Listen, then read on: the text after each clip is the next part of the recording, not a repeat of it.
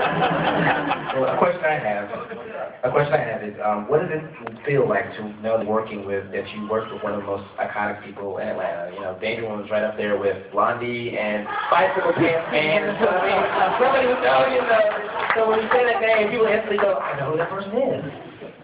You know, when I first started this, I was like, well, should I make it about Bicycle Pants guy? Or should I make it about the other guy down in Martin? Or should I make it about the Lady of Dragon Con? It ended up being the Lady of Dragon Con, and I'm so happy that's who it was. I didn't realize how iconic she was until I was well into it. I was like, I just thought I was that weird person who thought it was interesting and neat and cool. So it's kind of surprised to find out how much people like that scene. And then when she got on the Rock 100, I realized, wow, she's really expanding out to a larger audience here. And yeah, it's pretty awesome. Yeah, this is a question for the producer. Just really curious, first of all, how hard it is to keep Blake focused. You to get this thing made.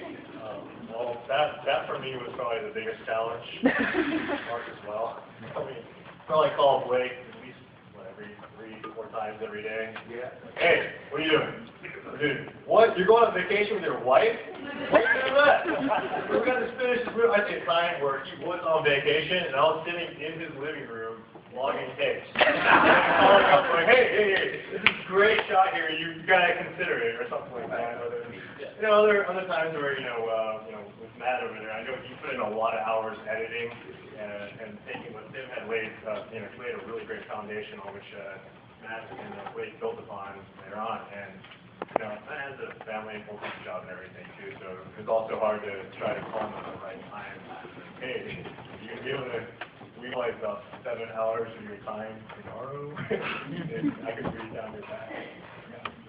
Yeah, I think I would echo that. I guess most people here know that Blake is actually really, he is just a very busy guy. He makes movies all the time, and very rarely do you meet a guy who is that dedicated to his craft. In fact, I remember a conversation we had recently about what an edit we should make, because Mark, let me just tell you, I'm an artist, not a businessman. I can't do that. So the kind of thing as a producer, trying to kind of keep his vision, because obviously our job is not to make the movie we would make, it's to help him make the movie that he would make.